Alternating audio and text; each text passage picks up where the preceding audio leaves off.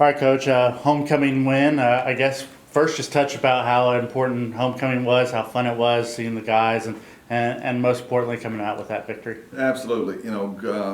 Great weather. Really good crowd. Great atmosphere. The whole day was just a positive for UT Martin in our program, and does me proud to see those former players like you and I talked about, see them in the building and come by and say hello with the kids. And it's always pretty cool because they don't talk about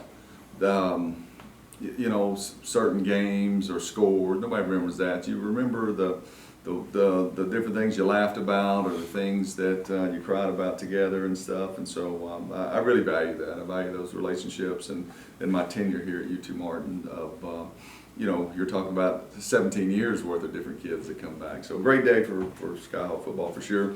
Good to get the win and top it off, make everybody in a good mood at the end of the game. I thought we did some really, really good things in the game. Wasn't as clean as you'd like for it to be, but once again, what you and I were talking about, after the game, to where, as a coach, you're always looking for different things to improve on. You're trying to play the perfect game. That's what you coach for during the week. That's what you play for during the week. Things that we did well were, big plays on offense. We have some explosive guys, and so creating some big plays was a difference in the game for us. Wasn't as clean, wasn't a whole lot of 4-yard runs. There wasn't a lot of 3rd and 2s and 3rd and 3s. Those are things, matter of fact, third downs were just abysmal, the percentage of it, okay? So we did some good things, but there's still some things that we got to clean up or it's going to get you in some other game type situations. Defensively, much improved effort, much improved physicality, scored again on defense. So a lot of positives. Some things that we corrected during the week of Rob Hicks taking the coaching and using his hands, taking on the guard, in the run game. Thought that was improvement. I thought Sean Lewis, getting back in phase at the corner spot and turning the right way and having a couple PBUs. Those are things he didn't do the week before. That's important for you to have personal improvement from game to game. So, and I still gave us some big plays on defense. Give Tennessee Tech credit for that. They schemed us up on some things and executed it. So you want to try to eliminate those big plays. And then, of course, defense could have got out of there with 21 points, and I would have been pleased with that. We dropped a punt and gave them a short field there with some 2s in, but we got to go in there and play well. So, good day, and we'll build upon it and move into a tough game this week. You talk about big plays, and Dresser really showed. We know what Dresser can do. We've all seen that over the years, but he really showed a lot of things with his deep passes, not only down the field, but outs and the fades as well. So just talk a little bit about his overall ability to throw the ball. No, he's doing a good job. Every time we call, because of the explosion of the receivers and his ability to push the ball down the field, we expect big plays. When we don't get it, it's kind of, it's I won't say surprising, but we have a lot of confidence in him pushing the ball down the field. They did some things to roll some different coverages to Colton Dowell and try to take some different things away. And Smoot, made some plays on the other side, and Tank made some plays. So we have different answers to be able to go to, so that's good. But Dresser played solid. I've seen him play better, but he got his 2 touchdown passes. He's high 60% completion percentage. He took care of the football. So I think it was just another solid game by him. But I still think some of his best football is yet to come. Well, on the road now against the Murray State team that you've had some success against. So just talk about what this game means. Obviously, winning on the road is big in the conference. So right. It's kind of what this Murray State team has and what this would mean. Right. Well, I tell you, first, any previous success, as you know, I'm going to tell you, it has no bearing on this one, and I 100% believe that. You got to go on the road and win one game on the road this year, right? We're, our 3 wins are all here at home. Okay, so we got to play better on the road. When I turn the tape on, I understand the different injuries they've had at quarterback and stuff, but now the guy's been behind center for 2 weeks and his numbers are climbing. And take Eastern Illinois game, first start, a bunch of, I think it was 5 turnovers. So, I put him behind the 8 ball. But defensively, when I turn the tape on, it's a problem. Okay, they got good personnel, they got good scheme. Dean Hood, who I consider one of my professional friends, what I think of him and his coaching ability. And it's a problem. Okay, this schematically, if you told me You know, I mean, this team was 2014 against Southeast Louisiana in the fourth quarter, who just got through beating Incarnate Word, who's ranked higher than we are, the week before. Okay, and so you know, this you're fooling yourself if you don't turn the tape on and say, you know, this looks like Missouri State with a more complicated scheme on defense. It does, and you know, I know our offensive line, when they turn the tape on, we'll see that. I know our running backs will, you know, we'll see that. So that better get ourselves going, and it's going to be a tough, you know, opportunity to go on the road and get a win. You're ranked first in the country in sacks allowed. You've only allowed one, and it was that strip sack at Boise. How much of that is the offensive line, but also Dresser's awareness to be able to escape those plays? You know, I can't really put a percentage on it, but you're right. It's a combination of both things. I think we're first and foremost, you know, you can't. Offensive line is doing a solid job, okay, but there's times where they're getting beat, which happens. Okay, it happens. You got more athletic guys rushing forward, and you're going backwards. You know, but they're taking a lot of pride in it. Okay, but he is doing a good job. Dresser is not holding the ball, you know, getting rid of it. There may have been once or twice the other day to where he may have come out of, you know, some of those pockets a little bit early when you want him to sit in there. You know, which is kind of the trade-offs, okay? What I mean by that is you talk about not taking sacks, but there's times where you got to stand in there to where, you know, we may give up one, okay? Or you may take a hit, but there's times where you got to get to that third and fourth read and just stand in there and step in and deliver it. You know, that's one of the points that we'll make sure that Dresser sees on tape this week. Are you getting a little bit more settled in your personnel? We talked about that early on in the year about how there was people moving around and different things, trying to find some people. Yeah. I noticed looking at the starting chart for the last couple of games, Yeah. a lot of the same people now. Yeah, the offensive line, you know, is, you know, we're still playing, I think, seven guys, and as long as they stay healthy, that gives you a chance. You know, receiver-wise, you know, I was disappointed with how we blocked on the perimeter. I mean, it was not good.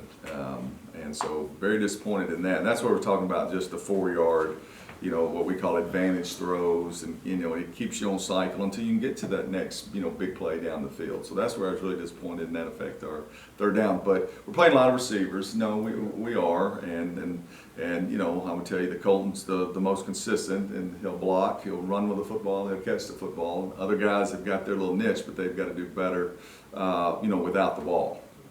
And so, and then the running backs, we've been playing the 3 running backs, and it was good to see Sam have an opportunity. I mean, the play wasn't blocked really clean. There was a safety unblocked in the hole, and those are things that we're kind of used to seeing Peyton Logan do, as far as make a guy miss in the hole, and not just a muddy run, but a big run. And so, you know, Sam's seems to be growing every week, and you know, that's encouraging, and Zach is very consistent. You know, you're going to get good protection from Zach. You're going to get, you know, a physical run. You know, he does a good job of pass protection and catching the ball out of the backfield. But, you know, and then Jordan Castleberry, you know, just not as many carries have come his way, but, you know, he's put some good runs on tape as well this year. How concerned are you with Colton now and all the attention that's being placed on him? Because getting him the ball seems to be getting tougher every week. Yeah. You know, it's a, you know, we never go into the game saying, you know, Colton's got to get 10 touches, 12 touches, or anything like that. If it happens, it happens. You know, and I think that's why you're seeing Tanksley and you're seeing Smoot, and, you know, Zoe had an opportunity to catch one and just didn't finish that catch and stuff. So, you know, there's several other guys that got a little juice about them and stuff. So that's kind of, you know, so when you do double over there, you know, that you know, other guys, I won't say they get single, but they get some different releases, and they're able to push the ball down the field. So, you know, he's seen that throughout his career, and I would tell you that we've had some.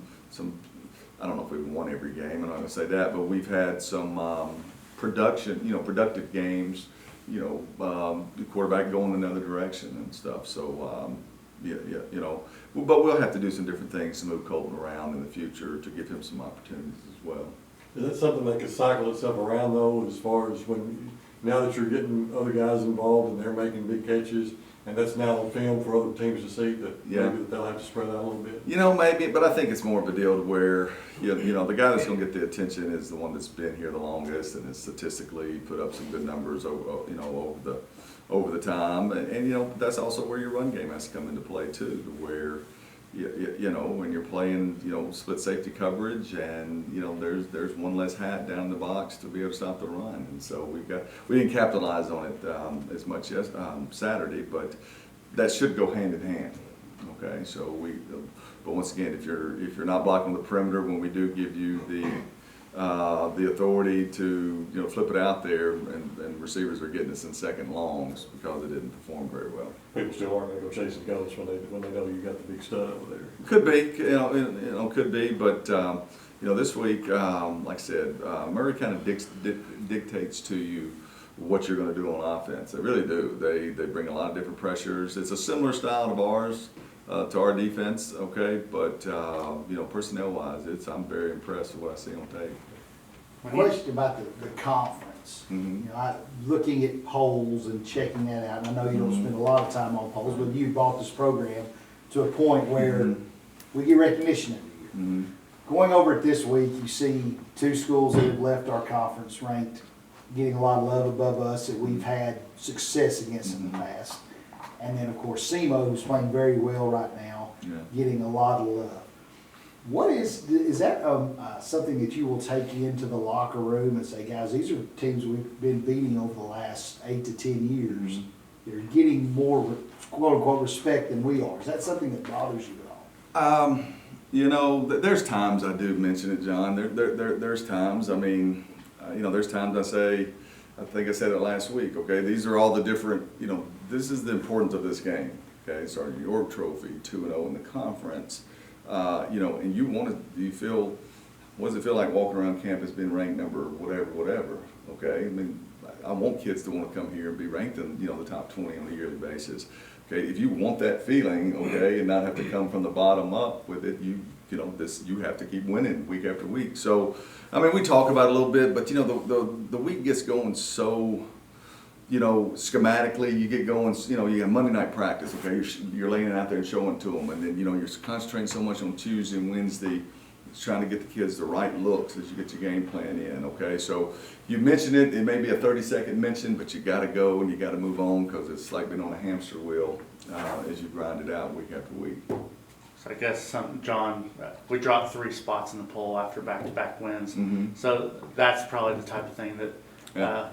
would grab some attention. Yeah, I didn't even notice that. You know, you I don't know what you got to win by and all that kind of stuff. You know, sometimes, you know, that ain't come into play. You're trying to get some more guys on tape and win. You know, you still control your own destiny. Okay, a lot of teams still do this. You know, this middle of the year. So, you know, my goal is to get 1-0 this week. All right, get to the open week. Okay, you know, before we go play Knoxville, you know, teams will continue to beat themselves, and the thing will shake out a little bit, and now you got 5 weeks left after that, and once again you know, with some opportunities there ahead of you. But you know, you look at it, you can't control who wins, who loses. You know, if you beat this team, they were done there. But you do control your destiny by just keep winning, I guess, is about the only thing I can say. I guess the last thing is, how do you talk about grading out, and the big plays were there, third down percentage wasn't there. What are the key things you touch on and look at to say, oh, we had an A grade this week on offense? You know, I kind of cut the tape up yesterday to show, okay, receivers, here's your bad. Okay, here's kind of the what I've been telling them. We recruited you, Smoot, to catch that ball. Okay, you know, and we've done a good job and developing. He's developed. Okay, but here's 4. You know, bad plays without the ball in your hand that didn't allow your buddy to get 4 yards, okay, or turn that one into a bigger play. So, you know, those things. There was a couple, you know, bad plays offensive line where, you know, went to the right guy, used the poor technique, and it turned into a 2-yard run instead of an 8-yard run. Okay, those things, you know, came into play. So there was 4 or 5 at each position to where, you know, that you can't always just rely on the big plays. I mean, man, it's not. Now, we've had some years to where you sit around and you say, God, we got to get some big plays. You can't keep going. That's what I was telling the staff this morning. you can't go 12 plays 4 times in a row. You're gonna get a penalty, you're gonna miss a block, they're gonna make a play, okay, that's a hard way to live. We're not like Army and Navy, okay, where we run the quarterback and you go for it on 4th down because you've got the quarterback in the run game and you play 11 on 11. So having the big plays in the back of your pocket, in your arsenal is huge for you to be able to win some games that you're not playing very well in, okay? And that may have been a little bit the scenario the other day. So I'm proud of that, okay? But as a coach, you know, and I've got to point out to the team, okay, you know, you can't always rely on that. You're going to drop a pass. You're going to give up a sack or whatever. You know, so we've got to be just be more consistent. Okay, you know, that's my, you know, as a head coach, you'd be doing yourself a disservice and your team if you just pat everybody on the back and say what a great job with those big plays. It was a great job. I'm proud of that. Okay. But, you know, there's going to be some days where the elements don't allow you to throw it like that. There's going to be some days that, you know, same with the defense. Well, they probably played 67 plays, and there's probably 55 plays of some really good defense, okay? Really good defense. But the nature of that, you know, beast is, though, there's 4 that, you know, probably were worth 175 yards total offense for Tennessee Tech. Okay, now I'm sure they're looking at it the same way and said, okay, we gave up 6 plays for 300 yards. All right, well, the tight end's running right down the field, you know, free, and Smoot catches the, you know, the big one there. So, but that's part of the game. That is part of the game. That is when you talk about beating the game, okay, you know, getting 4 yards on 1st down. Well, sometimes, guess what? You take a shot on 1st down and you hit it, or you don't hit it. Well, when you don't hit it, right, it's 2nd 10.